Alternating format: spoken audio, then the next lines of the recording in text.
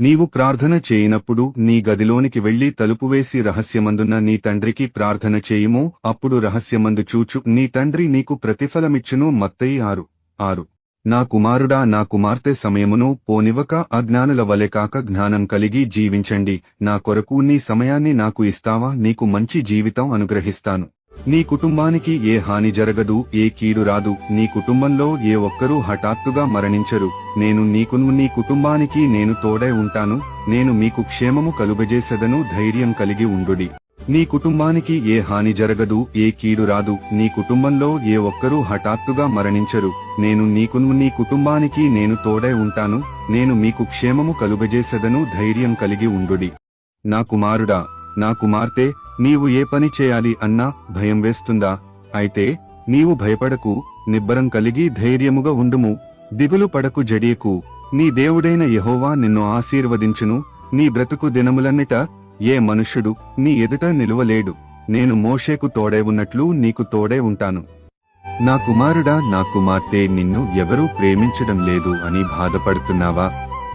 ఎవరూ నీతో మాట్లాడడం లేదు అని కృంగిపోతున్నావా? ఒంటరిని అని నీకు అనిపిస్తుందా? అయితే నా మాటలు విను. తల్లేన మరచునేమో కాని నేను నిన్ను మరువను. నేను నిన్ను నా అరచేతుల్లో చెక్కుకొనియున్నాను. నేనే నీకు తల్లి, తండ్రి, స్నేహితుడుగా ఉంటాను.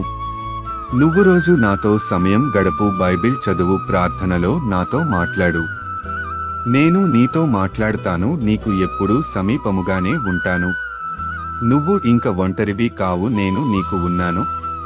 నా బిడ్డా, ఎవరు నిన్ను పట్టించుకోకపోయినా, ఎవరెవరు నిన్ను చులకనగా చూసినా బాధపడకు, కుమిలిపోకు.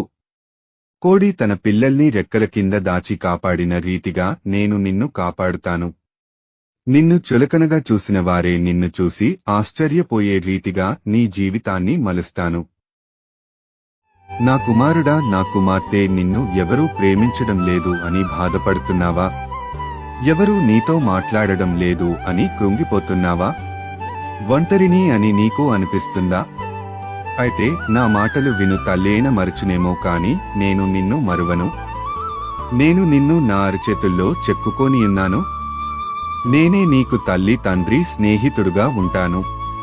నువ్వు రోజు నాతో సమయం గడుపు. బైబిల్ చదువు, ప్రార్థనలో నాతో మాట్లాడు.